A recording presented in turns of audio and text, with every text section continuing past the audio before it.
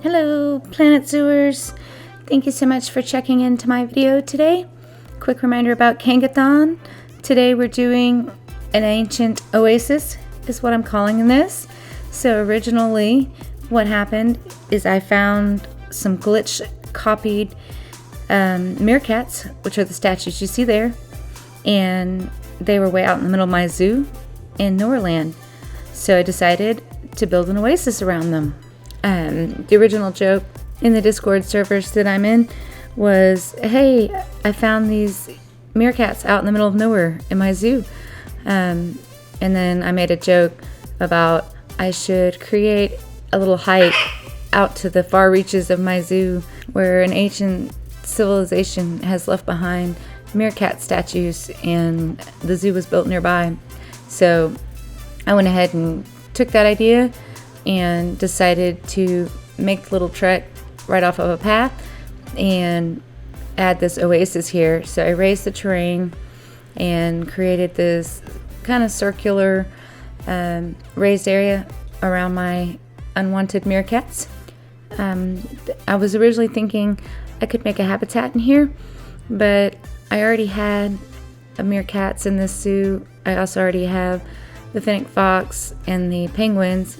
I really didn't think the new rhinos would fit inside of here. And then I remembered I don't have any of the new dung beetles in this zoo. So I decided that's what's going to go in here. So what I'm just doing is small changes to the terrain. My original thought was I would have a river kind of coming out of there. Then I decided I would do something different on the other side. I really didn't have much of a plan other than I knew I wanted to raise the terrain around here and I wanted the guests to be able to walk down in there, and I wanted it to be kind of hidden, sunken, kind of lost and then refound and repurposed by the zoo. And I realized I probably should have used a natural path versus an actual paved one for going through here. So I replaced all the path. I did kind of forget to record some of it. I forget that on my laptop it will not keep recording if I alt tab out, and when I came back in I forgot to put record. So sorry, you just missed me trying to get the terrain and the path fixed. Not too much. Most of the struggle with the terrain will come in right here as I'm trying to get the right angle without having to use the flattened terrain with the path.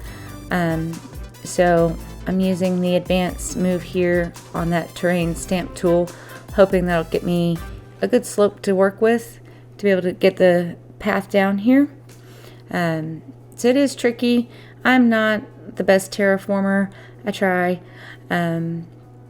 But anyway, I like to use the stamps to get the angles that I need in order to get the paths to work. So sometimes I have to go back and forth to see if I can get them to connect.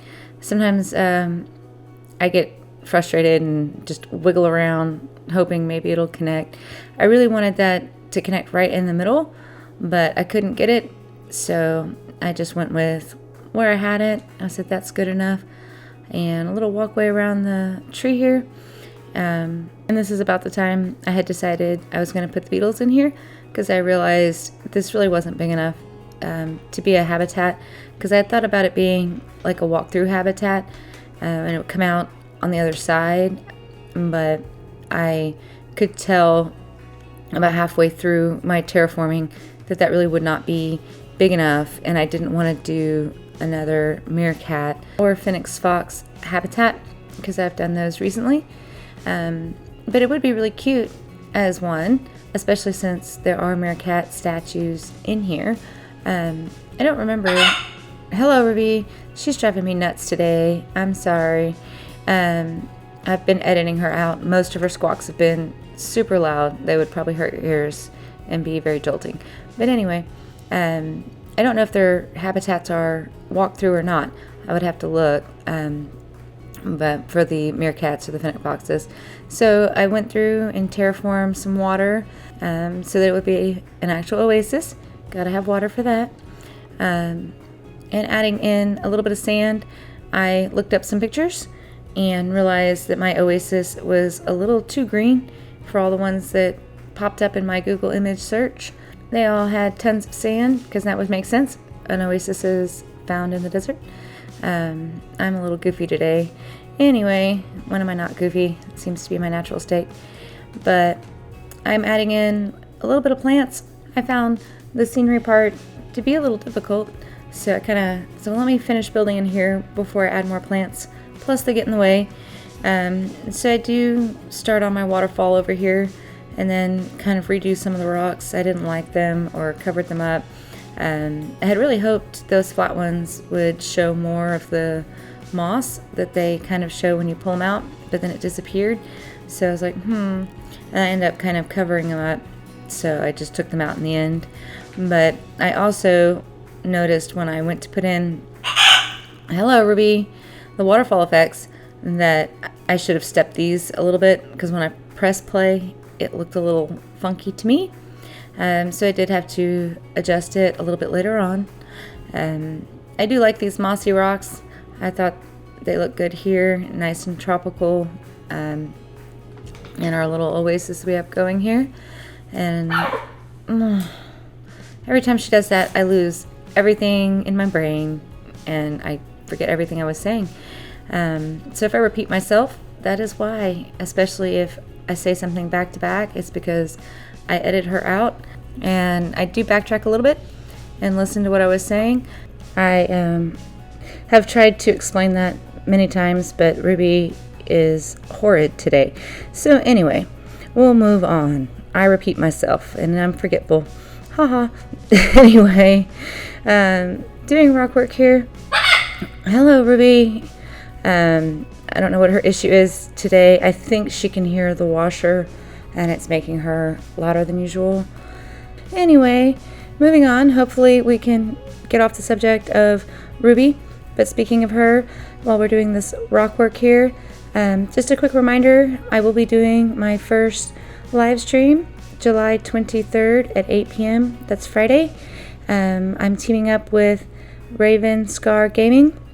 We're doing a Zoolittle for the CangoThon fundraiser that's happening, and I will be doing a live stream on the 23rd at 8 p.m. Central Time. I live in Texas, so I will be doing the tour of our collaboration.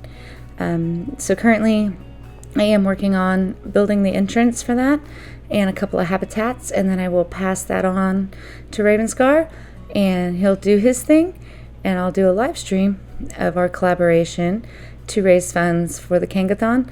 So to support them and raise funds for their wildlife ranch that they have and their cheetah program, make sure you come out, check out my first live stream, and Ruby the Screamer will be revealed. You guys will get to see her if you haven't seen her in the discords that I'm in. So yeah, we're excited about that. Alrighty, moving on with a little more plants. I was trying to space them out.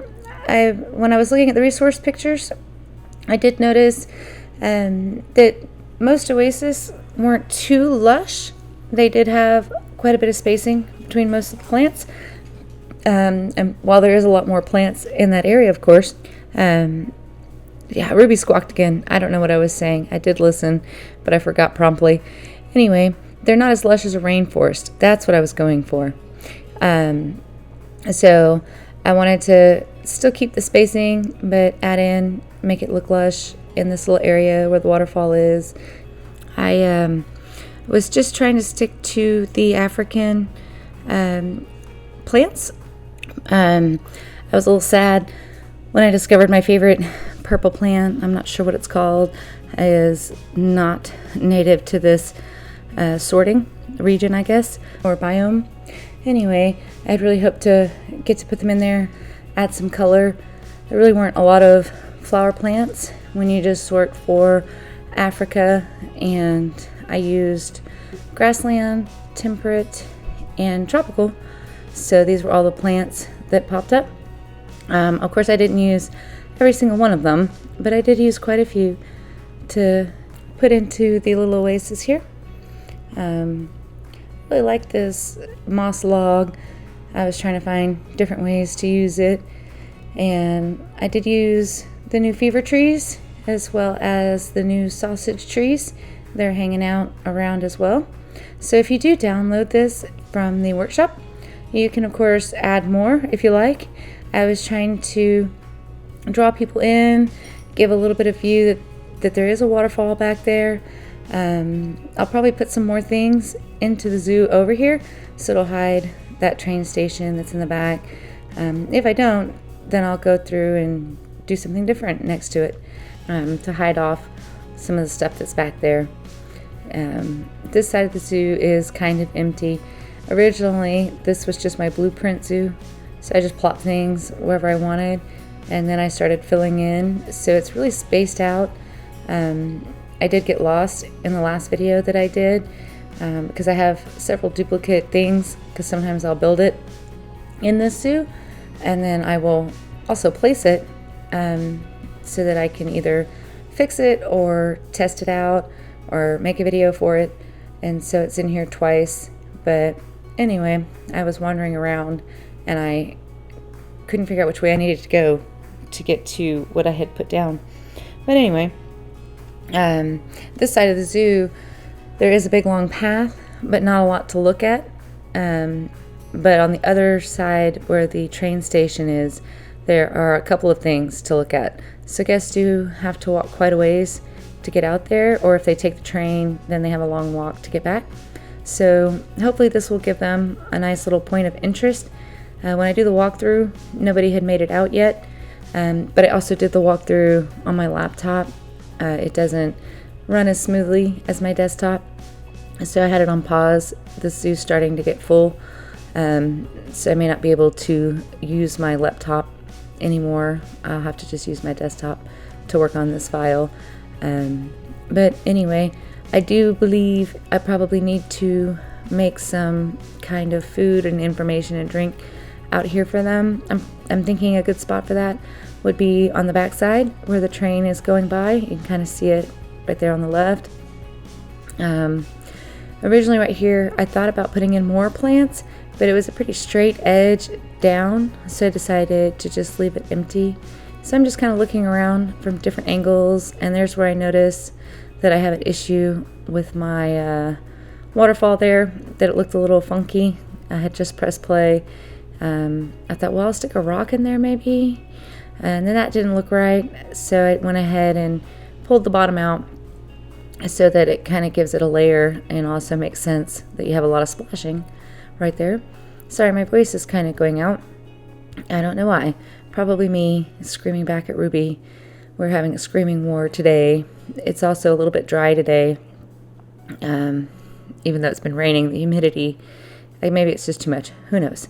But anyway, adding in a couple of those water effects to kind of give water movement around the pool there. I had really hoped that that round rock would just cover it, but it didn't. So I went ahead and chose some of the bigger rocks to go in there instead of the round one. It worked out much better. It looked, oh my God, I can't talk today. Anyway, as I stumble over myself, I'm not going to edit that one out. It did turn out better. I kept saving the zoo because I think my laptop was overheating. Who knows? It was struggling. So I kept saving the zoo because it would kind of stop and think about things for a minute. Right there I was thinking about hiding the pegs and decided not to. A lot of people do. They don't like them. I decided to just go ahead and leave them instead of putting in curbs. So sometimes though, when I do that for a blueprint, at least for me, when I find them in other blueprints, when I've used those, they're really good guides to tell you how the creator had set up their paths initially, so that you can kind of follow along where yours should go. So if you do download it, the video can hopefully give you a good idea of where they are. Hopefully this one is not too hard to path, especially coming in with the terrain. If you guys didn't have any problems, let me know. I can go back and put in the curbs. Maybe that will help so that you have a guide to follow If anything, I can do it like I did with the Australia gondola or monorail. I don't know which one it is. But anyway, I can go back at it and put in one that you can just delete or keep, either way. But on one of those I did put in where you can take them out. And they're not intended to stay. Anyway, I wanted to keep the little design on my exhibit here pretty simple. So I just went with a little bit of plaster pieces in different colors. And I was looking for something to kind of top it with, and went through a couple of different options and ideas. And then I was like, well, I'm putting the dung beetle in here. Let's see what they have for dung beetles. And the little sign they have for dung beetles, I thought made a nice little piece to cover up where the corners don't quite meet on the air vent, the Planet Zoo air vent. That's what I used on the top and the bottom. I really wanted to use that dome, so I was trying out different ways to maybe get it on there, and it didn't look right to me, so I gave up. I decided we'll just leave it the way it is, nice and simple. I didn't want it to be too much the main focus, since the main focus here is supposed to be the Oasis and the Meerkats left behind by some ancient civilization. Putting in the education for the guests, and I noticed I couldn't put the dung beetle information on there, so that was my clue. I needed some power, so I am putting down just the blueprint that I made for this zoo for all my power supplies. It's got 100% scenery, so as soon as I put it down, it's raring to go. I don't have to worry too much about where it goes. The negative impact on guests isn't too big. And putting in my speaker, I made the mistake of sinking it in there before assigning it to the dung beetle, and I had a really hard time getting it back out. It kept selecting everything but that, so finally I get it out. I decorated the benches to match the dung beetle plaster, the green that was on there. Same for the trash cans that I placed around. So all of that will be in the blueprint, because I blueprinted this as a habitat so that it would keep all the terrain and water and things like that. So when you go to put it down, all you need to do is path it and pick out your dung beetles to go in there, or you can change that out for something else. Anyway, so I've named this Ancient Oasis.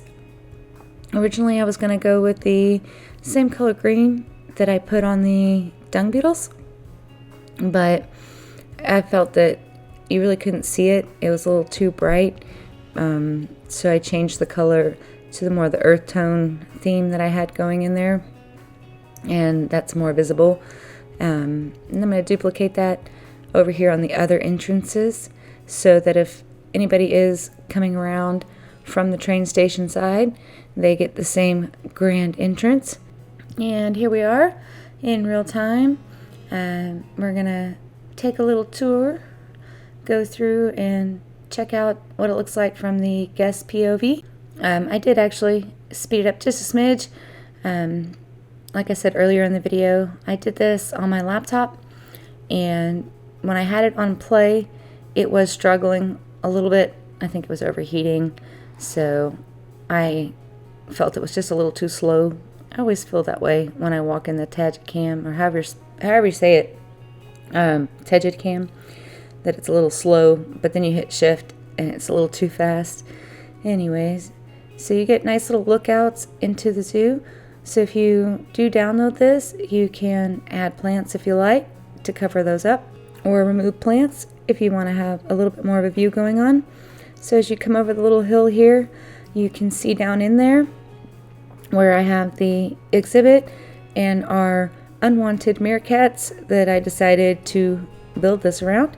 So if you didn't watch the entire video and you just came to the end, the story behind it is that I had copied these when I was making my meerkat train station habitat, and I didn't know where they went. I found them underground, and then thought I'd gotten rid of all the extras, and was walking around the other day and saw these guys. So I've decided they were left behind from an ancient civilization, and they were found inside the oasis here near the zoo. So they've been incorporated as a natural landscape with a dung beetle exhibit. We're gonna go take a peek, see if we can see any dung beetles. I'm not really seeing them. If you guys see them, let me know in the comments where to find them. I thought I saw one, but they weren't moving, so maybe it's just part of the landscape. I really cannot talk today. I keep stumbling over all my words, making new words. Anyway, we'll go to the other side. Let's see if we can see anything from over there. I am not seeing them, short of walking in here or selecting one to try to find it. Well, if you guys see it, let me know where they're hiding. I didn't see them. We're gonna go back out this way and take a look at the oasis from the other side. And we're gonna go up our little hill. I really do enjoy the views that came out of here. This came out pretty good, I think. My first attempt at an oasis, so I thought it came out pretty good. I was able to make the idea that I had and have it come to life. I need to fix that tree, so it will be fixed. It won't be in the middle of the path if you download this for your zoo. But anyway, I really do think I got the idea that I had captured and was able to incorporate the meerkats. And I just noticed that floating ancient oasis sign. That didn't get fixed. Sorry. Stick a rock under it or pull some terrain out or move it. Scoot it over to the left a little bit. So just different views as we walk around. There's a lot to look at. You can look out, you can look in. Yeah, I had a hard time personally picking which direction I wanted to look. I really do enjoy the different lines of sight into the little oasis down there. It was fun for me to do this part of the video, to walk around and take a look. So, oh, I forgot to check out down here. So over here, that's where I'm thinking about putting in some vendors so that there are some things for the guests to get, because they kind of are in nowhere land out here, which is why it was so funny to me that these meerkat statues ended up over here. So anyway, well, thank you so much for checking out my video today. I hope that you enjoy my ancient oasis, my meerkats left behind from an ancient civilization. Be sure to mark the 23rd down on your calendars. I will be doing my first live stream, and Ruby the Screamer will be revealed. You'll get to see what she looks like, and all of that is to raise some funds for the Cango Wildlife Ranch. I hope you guys have a great day, and thank you again for checking out this video. Subscribe if you do enjoy them, and I will see you in the next one. So may the RNG odds be ever in your favor.